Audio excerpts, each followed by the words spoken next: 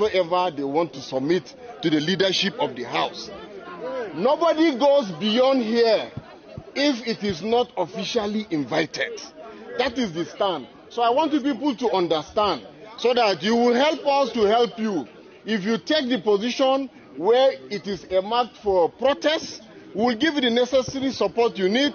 We will take you in. You will submit whatever paper you have, and I'm sure it will be attended to. That's the standard practice here. Thank you. It's okay. Officer, you have spoken. You have spoken to the extent of in context with your office, but there's also a legality that is greater than your office. It's called the Federal Constitution of Nigeria. It is the highest. Before we came here as law-abiding citizens, the police is fully involved, and all the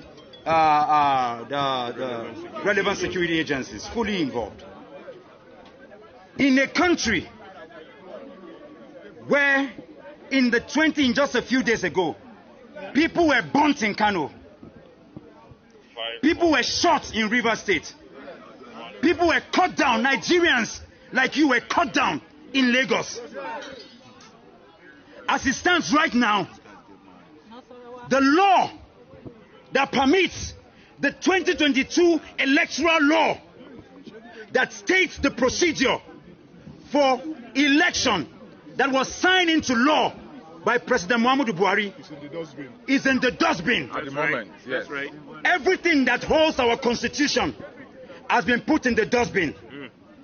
And the National Assembly, who enacted that law that President Muhammadu Buhari signed into law, are mute quiet. It means complicit. Yes. You cannot be telling Nigerians our loyalty is not to him. Exactly.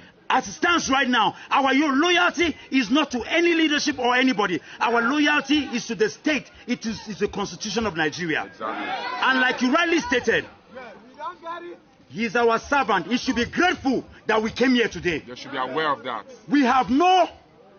There is no legal standing in a country. As we speak right now, there are people in the bush kidnapped by ragtag army, people who are not even trained.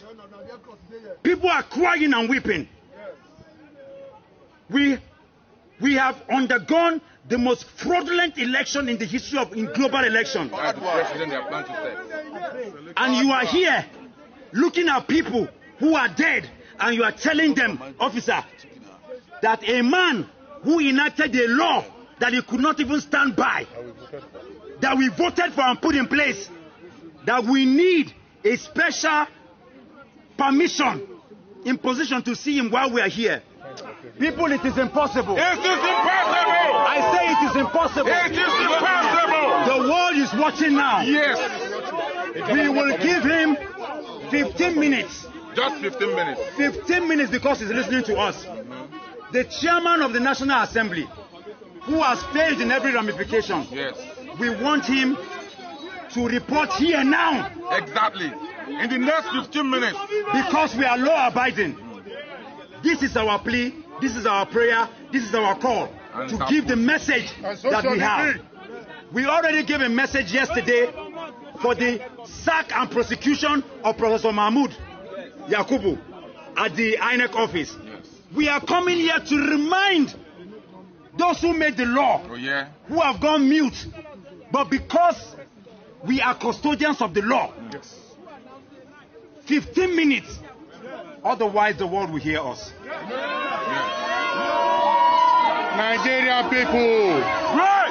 Nigerian people! This is very important. This is where we are. So are we good? Hold on. That guy should stop that thing.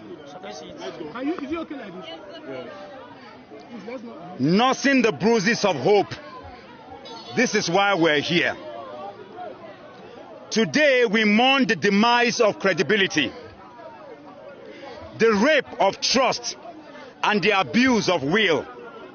Today we stand in the ruins of transparency, on the emblem table of inclusion, equity, and accountability.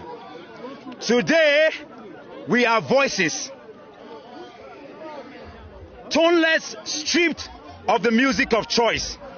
Today, we are Nigerians broken, calling on INEC, the National Assembly, and the presidency to count our votes. On the 25th of February 2023, Nigerians trooped to their polling units with one mission: to cast their votes and choose their next leaders. They qualified for this exercise by participating in the year-long continuous voter registration, which witnessed an unprecedented spike as never seen before since 1999. Months later, they returned to collect their permanent voters card and went home with a commitment to participate and engage with the process.